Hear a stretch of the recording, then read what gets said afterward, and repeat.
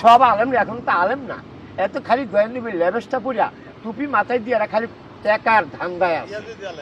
হ্যাঁ হ্যাঁ, ইয়াজিদ আলেম বুঝছেন, টাকার ধান্দা আছে। এগুলো ভিতরে সব 2 নম্বরই ভরা। এই হাতির দিল ব্যস্ত হলে তো দেখি এই হিসাবে আল্লাহর কাছে কই, আল্লাহ গো তোমার পাগল হয়ে এই হাতির দিলে বৈশা বৈশা গাঁজা খাইতে এখন তো অনক, তুমি আল্লাহ ভালো রাখছো আমারে, তোমার দরবারে কোটি কোটি শুকরিয়া আদায় করি।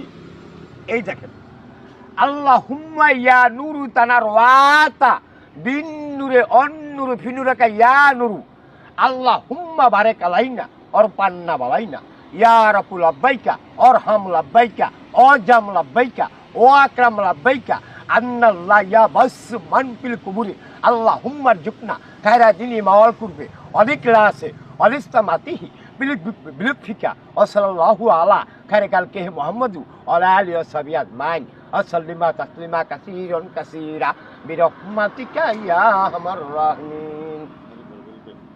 এটার অর্থটা কি? এটা অর্থ হলো কি, আপনি দুরূদটা যদি একবার জীবনে পাঠ করেন, চারজন নবী যতটুক সওয়াবের ভাগীদার হয় সেতটুক আপনার অন্যর মুখে থেকে শুননা এতটুক সওয়াবের ভাগীদার হলেন। বলেন সুবহানাল্লাহ। সুবহানাল্লাহ।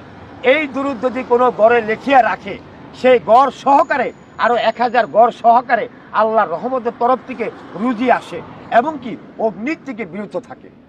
এই দুরূদ যদি আপনি দুনিয়ার ভিতরে একবার 5 ওয়াক্ত নামাজ পড়ে আদায় করিতে পারেন, পড়তে পারেন, বেহেশতের ময়দানের ভিতরে তার জন্য একটা মহল তৈরি হয় এবং কি 80,000 গাছ তৈরি হয়।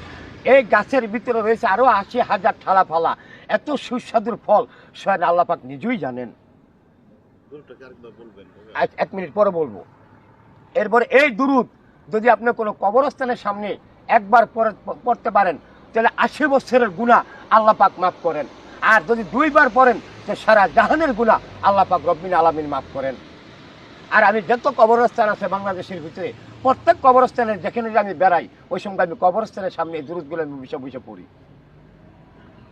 আর কবরবাসীর সাথে কথা বলি। আমাদের কাজ হলো এইটা। কথা বুঝছেন? বুঝাইতে পারছি? কবরবাসীর সাথে কথা বলা আরে এটা আপনি বুঝবেন না, এটা আপনারা দেখবেন না চোখে। এই 2 নম্বর চোখটা দেখা যায় না, এটা 1 নম্বর চোখ লাগে, আল্লাহর রহমতের চোখ লাগে, আল্লাহর নূরের চোখ লাগে। এই চোখের ভিতরে আর আইটা চোখ থাকে, ওই চোখ দিয়ে দেখে। সাধারণ এই 2 নম্বর চোখ দিয়ে দেখে না, ওই 2 নম্বর চোখ দিয়ে আল্লাহ দেখে না। আমাদের চোখ কি 2 নম্বর? আরে কয় কি বহু 2 নম্বর চোখ নাকি? আর আল্লাহর রহমত এই দুরূদ যদি কোনো মানুষ মারা যায় তার দাফন কাফনের উপরে লিখিয়ে দেওয়া হয়, সে বিনা হিসাবে জান্নাতবাসী হয়। বলেন সুবহানাল্লাহ। এই দুরূদের নাম হলো দুরূদে তওফা। এই দুরূদ পৃথিবীতে নাজিল হয়েছে কবে? আমার দয়াল নবী যে সময় যুদ্ধের ময়দানে ছিলেন, উনি 7 দিন বেহুশা ছিলেন, ওনার কোনো হুঁশ ছিলেন না। গেডি বায়া, চোখ বায়া, নাক বায়া, শরীর বায়া দয়াল নবীর রক্ত পড়েছেন এই জমিনের ভিতরে।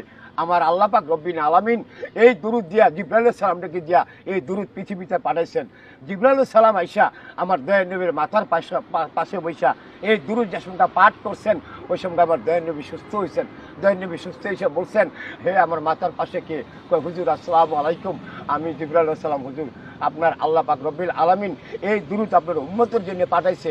এই দুরূদ যেই পর্যন্ত আপনার উম্মতের শরীরে থাকবে, আপনার উম্মতের কখনো মৃত্যু নাই, উম্মতের যুদ্ধের ময়দানে থেকে জয় লাভ করে আসবে ইনশাল্লাহ। আর এই উম্মতের ভিতরে আমার দয়াল নবী দুরূদ ছড়াইয়া দিচ্ছেন।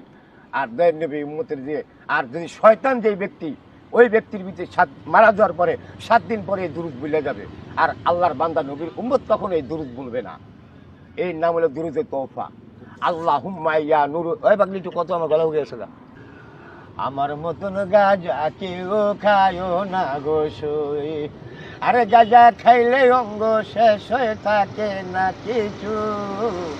এমন গাঁজা খায় যদি আল্লাহকে তুমি, আল্লাহ রাসূল ভক্ত হইয়া যেমন গাঁজা খায়, গাঁজা খায়া যায় না গো যাহার নামে তুমি।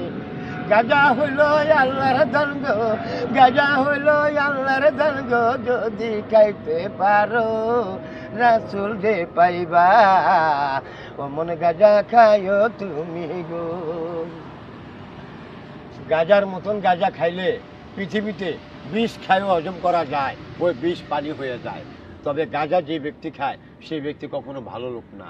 আর আমরা প্রত্যেকটা গাউস কুতুবের লোক আমরা কখনো খারাপ জিনিস সেবন করি না, আল্লাহর পবিত্র সম্পত্তি ভালোবাসি। আর এই গাঁজাটার হিস্টোরি কোথার থেকে আইছে, এগুলো যদি এক সময় খোলা আকাশে তলে বইতেন, অনেক বড় কিস্তা কাহিনী তো, আমাকে লগে আরো কিছু 2-10 আলেম বইতো, এরপরে মাদ্রাসার আলেম কিছু বইতো, আর আমাকে ভান্ডারিগো আলেম কিছু বইতো, তাহলে এখানে কিছু সরাসরি হইতো। এখন আমি একা তো, এখানে বেশি জমবে না। আর আমাকে লগে যেসঙ্গে আমার শক্তি থাকবে, আমার লগে 20টা ভান্ডারি থাকবে, বাবা ভান্ডারির লোক থাকবে, ওই সঙ্গে 300 অলির 65 দিন অলির আশেকানে থাকবে, ওই সঙ্গে আমার ক্ষমতা বাড়বে। আপনি যদি অনুমতি দেন তাহলে আমি একজন টেলিভিশনের মানে এলো একজন আলেমকে দিয়ে আপনার সাথে মানে মুখোমুখি বসাতে চাই। এটা আবার আমারও কিছু লোকজন আলেম লাগবে, আমারও তো কিছু আলেম আছে। না, আপনারা দুইজনই থাকবেন। হ্যাঁ, এটা আবার এক সময় এই হাতের জিলি শুরু করতে চাই। কবে করব বলেন? আমরা যেদিনকে মনে চাই, আমি তো সবসময় থাকি। কি খাবেন সেদিন, কি জন্য কি নিয়ে আসবো আপনার জন্য?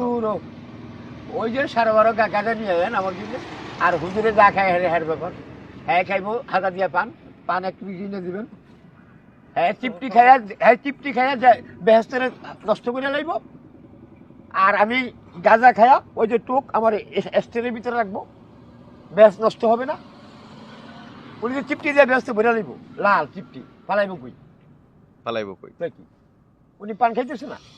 দর্শক, আমরা পরবর্তী আমরা যে রিপোর্টটি করব তার কাছ থেকে অনেক তথ্যগুলো জানা আছে, অনেক সময় আমরা জানি না, অনেক ধরনের মানে আমরা দেখি যে মাজারগুলোতে সাধারণত কোনায় বসে মাজার প্রাঙ্গণে দেখি যে এই তান্ত্রিক লোকগুলোই আমরা বেশি দেখি, কিন্তু তাদের সম্পর্কে আমরা অনেকে প্রকাশ করতে পারি না, কারণ মাজারে অনেকে ক্যামেরা নিয়ে গেলে তাদের গ্রুপটা একটু ভারী থাকে, সেখানে কথা বলতে গেলে মানে পুরোপুরি কথাগুলো আমরা নিতে পারি না, প্রকাশ করে না, তারা বলতেও চায় না।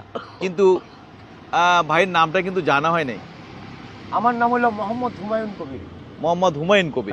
এই হুমায়ুন কবির সাহেব কিন্তু আমাদেরকে পুরো বিষয়টা কিন্তু আমাদেরকে জানালেন, তার জীবনের অনেক তথ্য আমরা পেয়েছি। কিন্তু এর পরবর্তীতে আমরা যে জিনিসটা জানবো যে একজন আলেমকে যদি নিয়ে আসি, আসলে যে সে গাঁজাকে নবীর দেরকে পাওয়া যায়, আল্লাহকে পাওয়া যায়, আল্লাহর ধ্যানে থাকা যায়, অনেক কিছু তিনি পেয়েছেন। এই যে দেখেন আরেকটা কথা, এই যে দেখেন আমি একটা আলহামদুলিল্লাহ শুরুও জানি না। আমার জীবনে মসজিদ কারে কয় আমি জীবনে চোখে দেখিনি, আমি জীবনে কায়দা কারে কয় চিনিনি, আমি আলিফ লাম পড়িনি, কোরআন শরীফ পড়িনি, কিন্তু আমি এগুলা ছাড়া আল্লাহর ধ্যানের থেকে আমি যা পাইছি, আল্লাহর রহমতের তরফ থেকে আমি যা পাইছি, এগুলোই আমার কাছে যথেষ্ট। আর কিছু এর বেশি আমার কিছু লাগে না। আমি চিন্তা ভাবনা করি এই দুনিয়াতে চলতে হলে বা আখেরাতে চলতে হলে, কারণ আমার যতটুকু সতীর্থ আছে, এই সতীর্থ যদি থাকে আল্লাহর রহমতে ইনশাল্লাহ আমি রোজ হাসর কিয়ামতে আমার আশা করি আমি থাকবো না। কারণ আল্লাহর 4টা দায়িত্ব আছে এই পৃথিবীর ভিতরে, এই 4টা দায়িত্ব যে মান্য চলতে পারে সে আল্লাহকে পায়, রাসূলকে পায়। তা আল্লাহকে রাসূলকে পাওয়াটা আমার মনে করে না বেশি শো আছে, খালি সামান্য একটু মান্য চললে আল্লাহকে আল্লাহ রাসূলকে পাওয়া যায়। কোন বিষয়টা মেনে চললে? হ্যাঁ, কোন বিষয়টা মেনে চললে? 4টা জিনিস। কি কি? সত্য, ঈমান, আর কিছু না। আপনি সারাদিন একটা মিথ্যা কথা কইেন না, আর কিছু না। সারাদিন একটা মিথ্যা কথা কইেন না। মিথ্যে কথা না বললে? হ্যাঁ অবশ্যই। আপনার ভিতরে আস্তে আস্তে ডায়েরি বাকি একটা বললেন, আরো 3টা বাকি। মিথ্যা কথার পরে একটা কথা আছে, সে আপনি কখনো মানুষকে একটু খারাপ চোখে দেখেন না, একটু ভালো নজরে দেখেন।